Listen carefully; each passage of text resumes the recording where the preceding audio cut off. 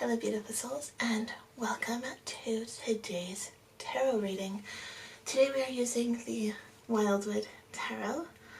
This is one of my favorite decks, but if you do want to request a specific deck that I use for these readings, I have a whole bunch and they are all listed over on my website, so head on over there to check it out and leave me a comment which decks you want to see. So today we are doing a general reading for the collective conscious.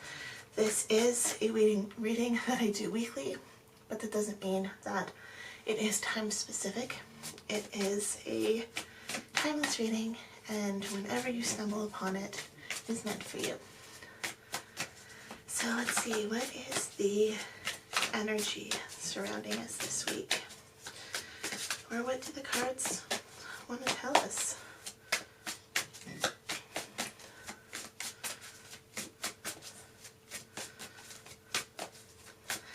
I hope you are all having a fantastic week, and I hope that there is lots of abundance in your future.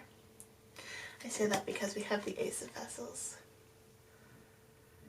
This is, well, you can see the animals all around that watering hole and the waterfall filling the pool with what is potentially endless, clean, nourishing water. It is the waters of life. And the waters of life are so important. They give us everything that we truly need. And then we have the Page of Bows. And if you look closely at this little guy, he's got a waterfall in the background. So what is that waterfall of yours? What is it that you're chasing after? What is it that you're dreaming about? And how can you make your dreams into your reality? How can you make sure that that waterfall of abundance lands in your pool? We can chase the waterfalls all the time, and if they're meant for us, then we will find them. And we will find our waterfall of abundance, whether it be love, material goods, finances, career, health, whatever it may be, whatever it is that you desire. Perhaps you even have multiple waterfalls going into your pool. And don't ever feel like you're not worthy of having multiple waterfalls, because you are. So we have the Five of Stones, which is endurance, which is reminding us that we don't always get what we want immediately. Sometimes we have to wait. Sometimes we have to be patient. Sometimes we need to stay still and wait for things to happen. But other times we need to take action to find the source of what it is that we want. And then we have the Two of Bows, which is decisions.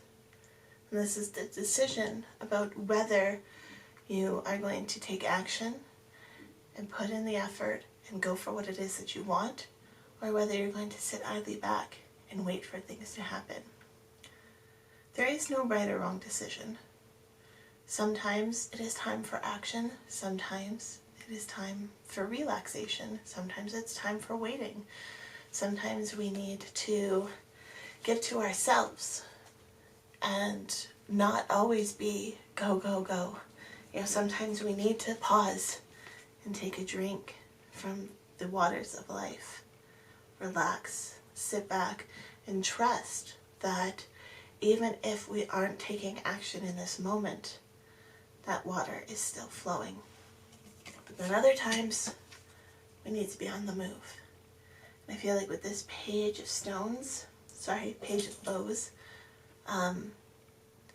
when we need to be moving, when we need to be taking action, we will feel inspired to do so. It's when we feel inspired, but you know, maybe the couch is just a little more comfortable, or when we feel inspired but you're just a little too tired. You know, I can't remember the stat, but it's something like motivation lasts for 12 seconds. If you don't act on that motivation while you have it, it'll be gone. And now that doesn't mean that you need to, you know, get up and run a marathon the second you feel inspired to do so. But what little steps can you put in place to be able to go there? Perhaps it is, just using the example of a marathon, perhaps it's just getting up and walking around your kitchen a few times. If you live a very sedentary life, but you want to run a marathon, you need to first get up and start moving. Perhaps it's even not even getting up, but perhaps it's picking up your phone, going onto some website and ordering some running shoes because you don't even have those, right? Perhaps you need a sports bra or some workout pants or something. What actions can you take, even if you are in a mode of relaxation?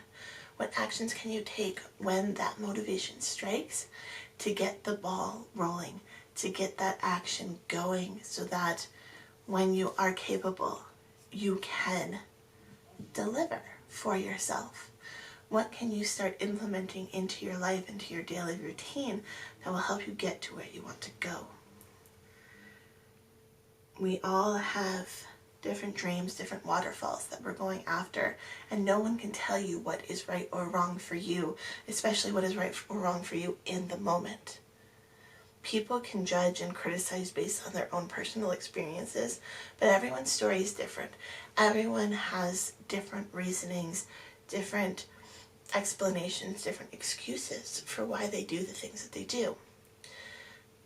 Someone else's excuse for not doing something does not need to be yours, and it does not need to define your actions.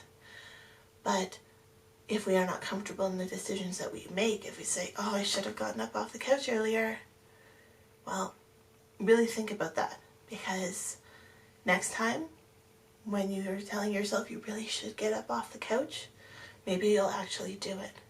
When you think, I didn't get up off the couch and therefore I missed out on ABC, XYZ, you know, when you can get up and feel the momentum starting to build, it is so much easier to keep going. But when you don't do anything, you know, you're never going to find that waterfall. Okay, since we're talking about water and earthly matters, I think we shall pick. Oh, can you see my pajama pants? Yes, you can. It's late. For those of you who don't know, I'm the mom of 4 kids, and I film at nighttime when they're in bed. So, pajama pants, fancy top. We're making things work, right? It's like the actions you need to take. Just because it's late, just because it's dark, doesn't mean you can't take the steps that you want to do to reach your career, life, whatever goals. Take the actions, do what you need to do to get the job done, okay? So like I was saying, since we're talking about waterfalls and earthly stuff, earth magic, let's see, what can we add to, whoa, that jumped out so quickly. I have 1 card in my hand as well.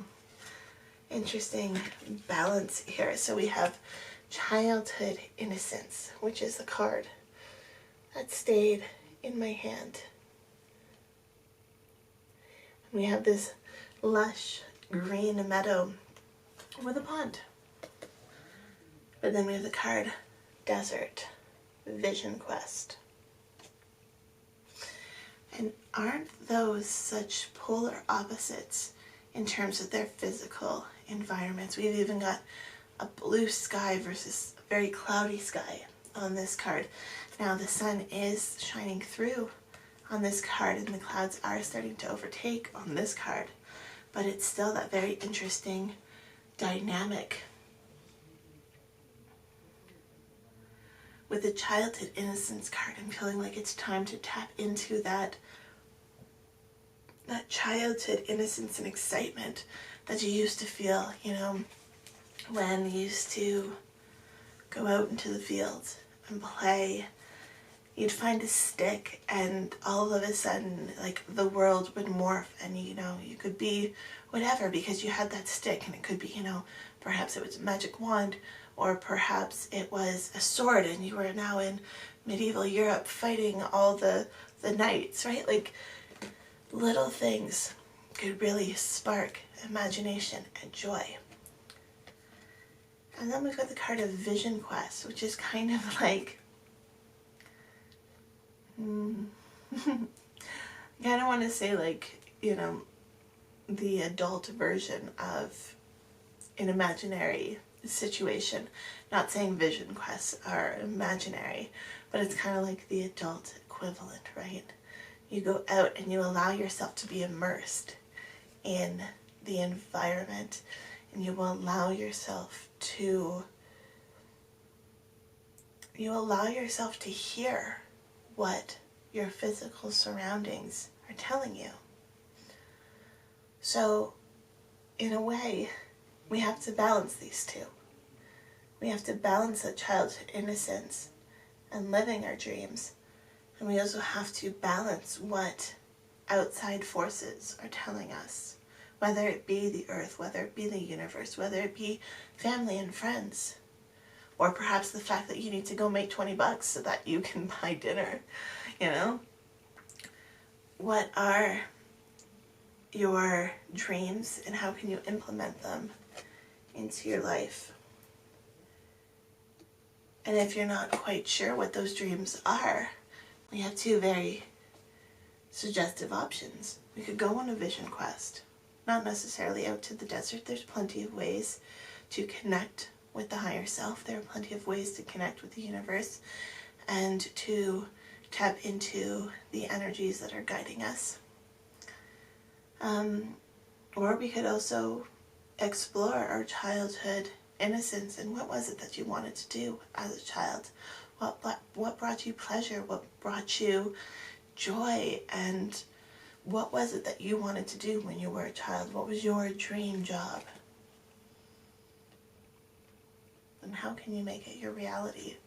Even if it's not the same, what was it that excited you and ignited that passion within you?